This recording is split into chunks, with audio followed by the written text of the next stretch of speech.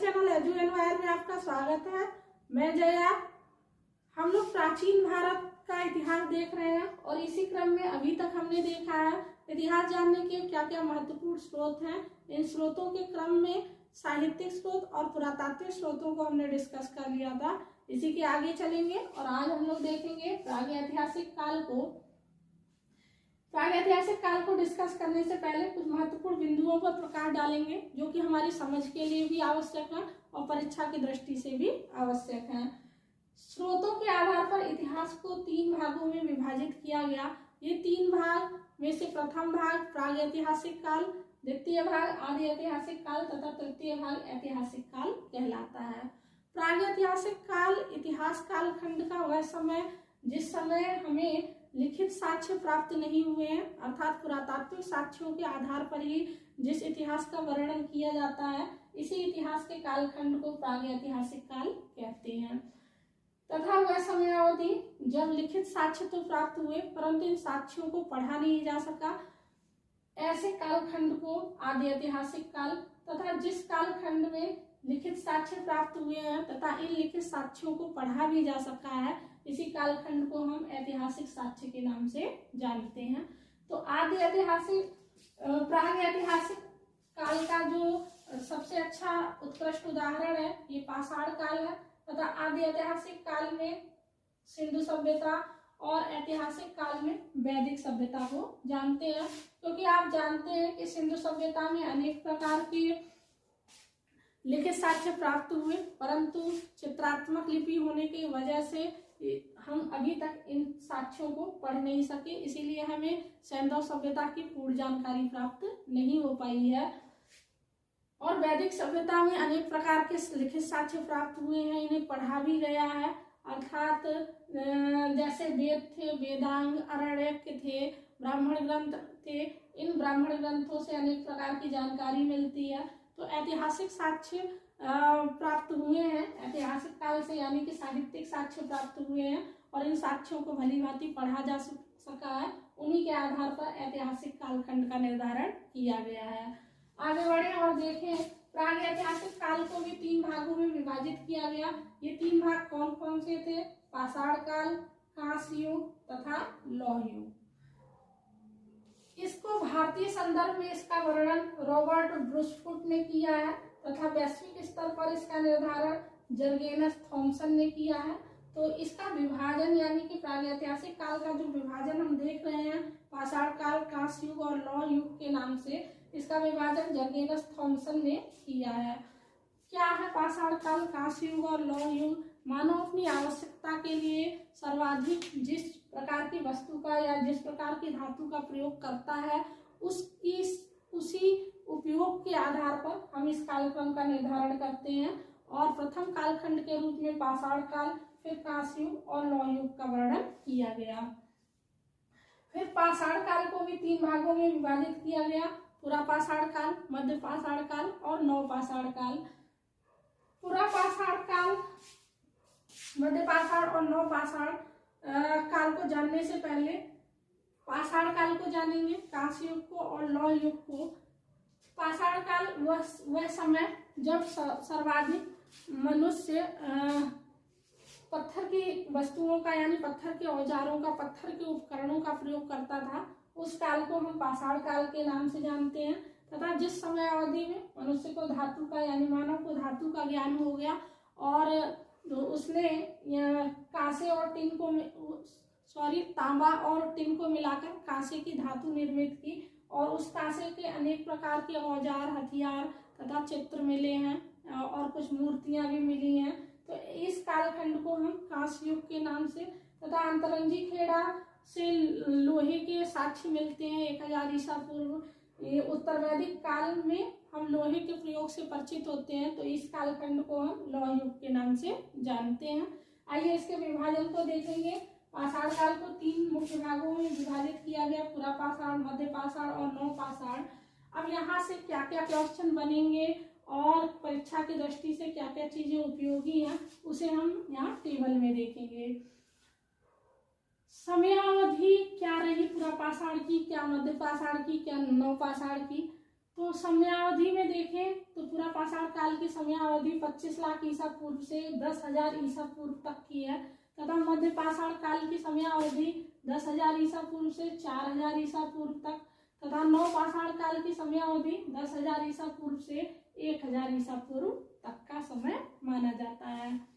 मध्य पाषाण काल तथा नव पाषाण काल में 10,000 से ही दोनों शुरू हो रहे हैं। तो जहाँ जिन स्थानों पर मानव ने प्रगति कर ली थी, यानी मानव विकासशील हो गया था और कुछ हद तक उसने अपना विकास कर लिया था, उस काल को हम नव पाषाण काल के रूप में पढ़ेंगे। और जब थोड़ी मानव की प्रगति धीमी थी, उस समय को हम मध्य पाषाण काल, यानी जिन स्थानों पर प्रगति धीमी थी वहां पे अभी मध्य पाषाण काल ही चल रहा था, और जहाँ पर प्रगति तेज हो गई थी वहां पर नव पाषाण काल। आगे बढ़े और यहाँ विभाजन में देखें तो पुरापाषाण काल को भी 3 भागों में विभाजित करके देखा गया। कौन कौन से? पूर्व पुरापाषाण काल, मध्य पुरापाषाण काल तथा उच्च पुरापाषाण काल। आगे देखें, यहाँ से बहुत ज्यादा क्वेश्चन नहीं बनेंगे, कुछ क्वेश्चन बनेंगे तो आप उससे बुक की सहायता ले सकते हैं। और आगे बढ़े तो देखें विशेषताओं में, वैसे यहाँ से क्वेश्चन बहुत ही कम बनते हैं, आपको, मुझे नहीं लगता कि आपको हेल्प लेने की नीड होगी, लेकिन फिर भी अगर आप चाहें तो आप ले सकते हैं हेल्प। यहाँ पर देखिए विशेषताओं में देखें तो इस समय मनुष्य यानी पुरापाषाण काल में मनुष्य आखेटक था, यानी शिकार करता था, क्योंकि इस समय कृषि का ज्ञान नहीं था। तो ये आखेटक था और खाद्य संग्राहक था, अर्थात एक जगह से दूसरी जगह खाने की तलाश में जाते थे, और जब उस जगह का भोजन नष्ट हो जाता था तो वे आगे बढ़ जाते थे। इस प्रकार से खाद्य संग्राहक थे। और इस कालखंड में कृषि और पशुपालन के साक्ष्य प्राप्त नहीं हुए। इसी के आधार पर कहा गया कि पुरापाषाण काल में मनुष्य आखेटक की भूमिका में था। ठीक है, आगे देखें। और मध्य पाषाण काल में जैसे जैसे प्रगतिशील होता है मानव, वैसे वैसे आखेटक और खाद्य संग्राहक तो था, लेकिन इसी के साथ इसने पशुपालन सीख लिया था। और मानव द्वारा पाला गया प्रथम पशु कुत्ता था, ये याद रखिएगा, यहाँ से क्वेश्चन पूछा गया है। ठीक है, उसके बाद नवपाषाण काल में और प्रगति हुई और मनुष्य ने यानी मानव ने कृषि, पशुपालन तथा स्थायी निवास को सीख लिया। आगे बढ़िए और देखेंगे औजार, किस प्रकार के औजार इन काल में प्रयुक्त हुए हैं। तो पुरापाषाण काल में क्वार्टरजाइट के, सल्क के एवं ब्लेड के औजार प्राप्त होते हैं। अगर आप यहाँ पे देखना चाहें तो मैं आपको यहाँ से बताऊं, उच्च पुरापाषाण काल में जो है ब्लेड जो है सबसे ज्यादा प्राप्त हुए हैं, और मध्य पुरापाषाण काल में जो औजार प्राप्त हुए उनमें से प्रमुख औजार जो थे वो पेबुल, चॉपिंग और चॉपर थे। पेबुल वे हथियार थे या वे औजार थे जो पानी के अत्यधिक बहाव के कारण उनके पत्थर चिकने हो गए। उनको हम, ये किससे संबंधित है? ये पूर्व पुरापाषाण काल से, यानी पेबुल, चॉपिंग और चॉपर ये पूर्व पुरापाषाण काल के औजार हैं। तथा मध्य पुरापाषाण काल में, यहाँ से क्वेश्चन समझ गए आप कि कौन से औजार यहाँ प्रयुक्त हुए हैं? पेबुल जो कि पानी के अत्यधिक बहाव के कारण पत्थर चिकने हो जाते थे, उनसे बने हुए हथियार, और चॉपर वो हथियार थे जो कि पेबुल से निर्मित किए जाते थे, तथा चॉपिंग दोधारी हथियार थे जिनके दोनों तरफ जो है धार होती है, उनको चॉपिंग कहा जाता है। तो ये कहाँ की विशेषताएं हैं? पूर्व पुरापाषाण काल की। तथा मध्य पुरापाषाण काल में फलक वाले औजार मिले, इसलिए इसको फलक संस्कृति के नाम से भी जानते हैं। और यहाँ से यानी कि उच्च पुरापाषाण काल से कुछ खास क्वेश्चन नहीं बनेंगे, तो आप देख लीजिएगा। आगे देखिए, औजार हम यहाँ पे डिस्कस कर रहे थे, क्वार्टरजाइट, सल्क और ब्लेड मुख्य औजार के रूप में यहाँ से प्राप्त हुए। तथा मध्य पाषाण काल से यहाँ से सबसे ज्यादा क्वेश्चन पूछता है माइक्रोलिथ से।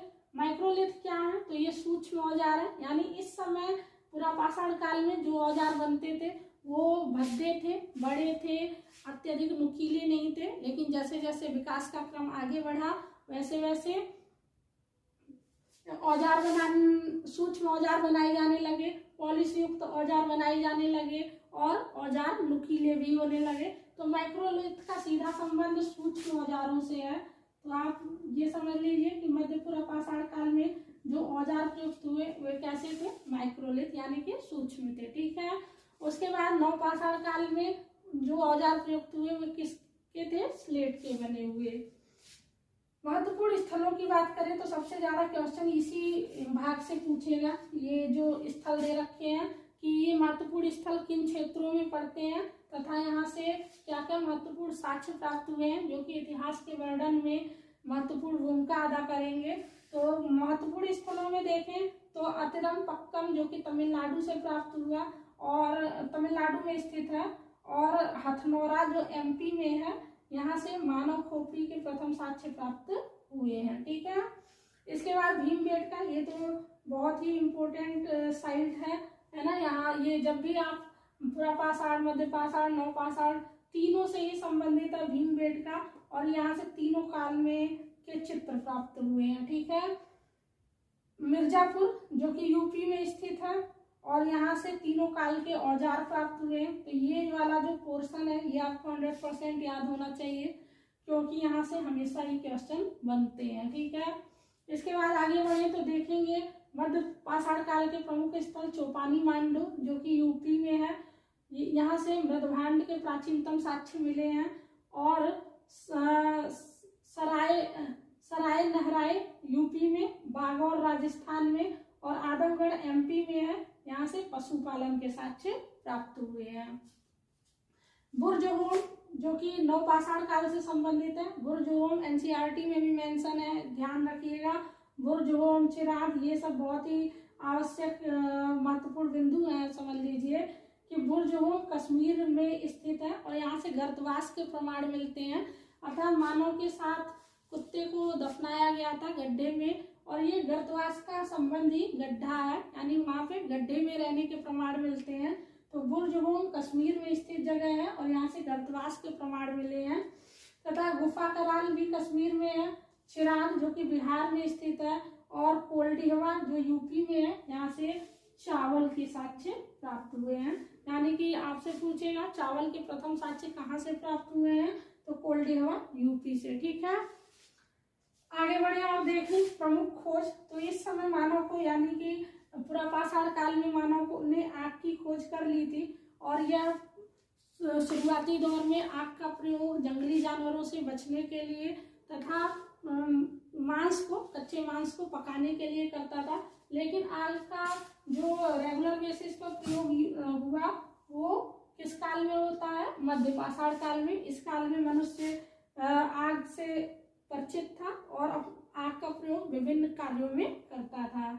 नवपाषाण काल में देखें तो नवपाषाण काल में पहिए की खोज हुई, जो कि एक तरह का की क्रांति से संबंधित है। जैसे पहिए का आविष्कार हुआ, धीरे धीरे मानव ने अनेक प्रकार की प्रगति सीख ली।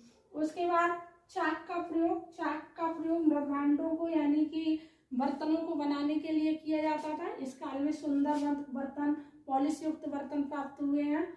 उसके बाद यहाँ पर स्थायी रूप से मानव रहने तो लगा ही था, यानी कि समाज उसने बना लिया था। अब बस्तियों के रूप में अनेक प्रकार की बस्तियां मिली हैं नवपाषाण काल से, तो बस्ती के रूप में रहने लग गया था, स्थायी निवास। और स्थायी निवास होने के लिए के साथ साथ ही वह कृषि से परिचित था, पशुपालन से परिचित था।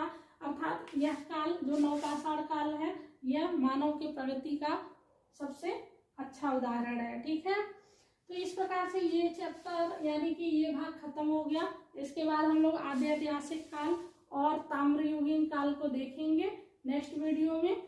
Thank you for watching. अगर आपको ये अच्छा लगा हो तो आप चैनल को सब्सक्राइब करें, वीडियो को लाइक करें, और निश्चित ही कमेंट करें, ताकि हमें पता चले कि आपको ये वीडियो अच्छे लग रहे हैं या नहीं लग रहे हैं। Thank you for watching again.